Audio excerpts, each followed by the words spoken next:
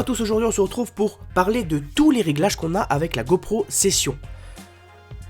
Donc pour que la vidéo soit plus simple pour moi à tourner et plus simple pour vous, on va le faire directement sur le smartphone. Mais bien entendu en fin de vidéo vous aurez aussi les réglages manuels donc sur la caméra. On va commencer donc par connecter en Bluetooth l'iPhone. Donc comme vous savez, je vous l'ai appris la dernière fois dans la vidéo comment mettre à jour la GoPro. Donc on avait commencé par justement se connecter au smartphone. Donc vous savez comment faire maintenant.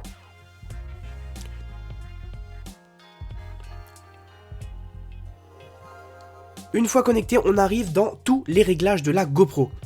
Donc en résolution, on a du 1440, du 1080p Super View, du 1080p, du 960p, du 720 Super View, du 720 et du VGA.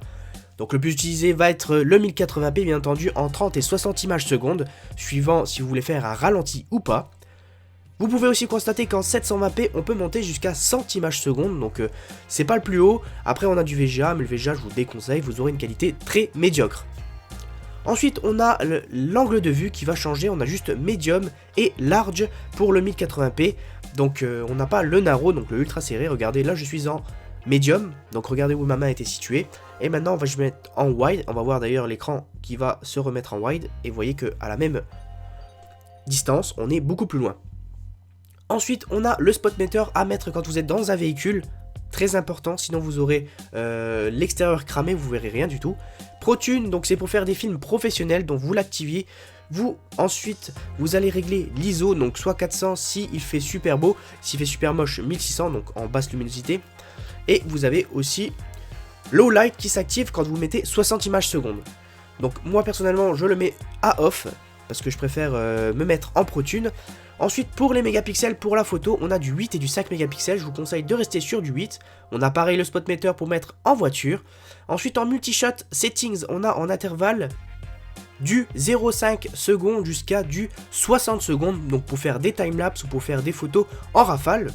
Ensuite, on a toujours la possibilité de choisir du 8 mégapixels ou du 5 mégapixels. Et pareil, le spot meter pour intérieur ou extérieur voiture. Ensuite, on a l'orientation.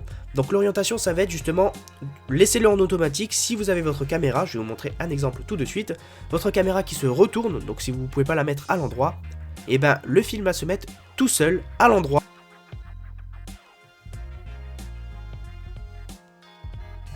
Ensuite, on a comme réglage le défaut mode. Donc ça veut dire quand vous allez appuyer sur le bouton pour que la caméra s'allume, vous allez appuyer sur vidéo si vous voulez que ça lance la vidéo, sur photo si vous voulez que ça lance une photo, etc. Ensuite, on a les LED à mettre en off ou en on comme vous voulez. Donc regardez, on peut voir la LED Wi-Fi qui clignote quand on la met en on et off qui s'arrête de clignoter. Moi, je la laisse allumer. Les bips, je préfère le laisser allumer parce que justement, une caméra, si au froid, elle a pris un coup, on sait pas avec la batterie, et ben au moins on entend quand elle est sur le casque si il y a un bruit. Ne touchez pas le vidéo format NTSC, c'est le format Europe comme vous l'avez dit Baptiste. Je vous conseille fortement de mettre à jour l'heure et la date afin que vos fichiers soient plus faciles à être retrouvés sur votre ordinateur. Ensuite, on a la fonction delete. Donc la fonction delete, c'est soit vous supprimez le dernier fichier que vous venez de filmer, donc s'il est lourd et que vous avez besoin de place, ou vous formatez la carte au complet. On a le nom, la version de la caméra et localiser la caméra. Donc écoutez bien. Quand on appuie justement sur ce bouton, la caméra, si vous l'avez perdue, vous la retrouverez facilement. Ensuite, on a la Wi-Fi, Current Wi-Fi, si vous voulez l'activer ou désactiver, avec une télécommande. Ensuite, on a la batterie de la caméra et enfin les informations sur la carte micro SD.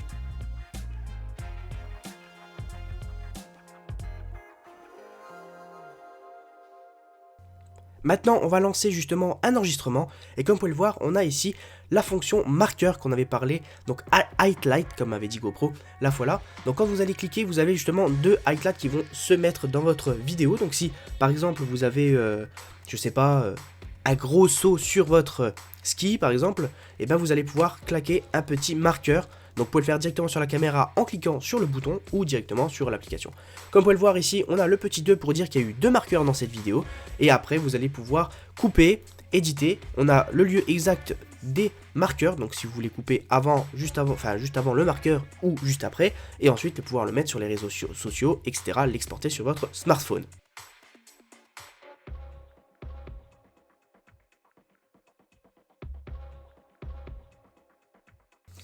Donc maintenant nous allons passer justement au réglage de la caméra.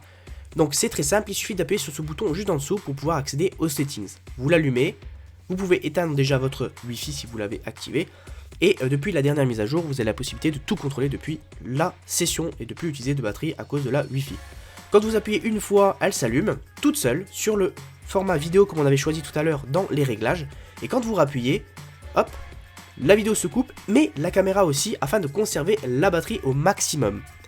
Ensuite, si vous voulez voir les informations de votre caméra, donc qu'est-ce que vous avez réglé sur votre caméra la fois dernière, vous cliquez une fois, vous avez les informations 1080p, 60 images secondes, et ensuite il y a possibilité de régler tout ça. Donc comme vous pouvez le voir, on clique en bas, et pour ensuite descendre, on clique aussi en bas, et pour activer quelque chose ou changer un réglage, il suffit juste de cliquer sur le bouton du haut et ensuite appuyer sur Down. Dès que cela est fait, vous allez pouvoir ensuite aller dans l'application si vous voulez mettre la Wi-Fi ou tout simplement Exit. Donc la caméra va s'éteindre pour conserver encore une fois la batterie et enfin elle sera utilisée avec vos réglages que vous avez choisis. J'espère que cette vidéo vous aura plu, n'hésitez pas à vous abonner à ma chaîne YouTube et n'hésitez pas à aller voir notre article qui est consacré à la GoPro.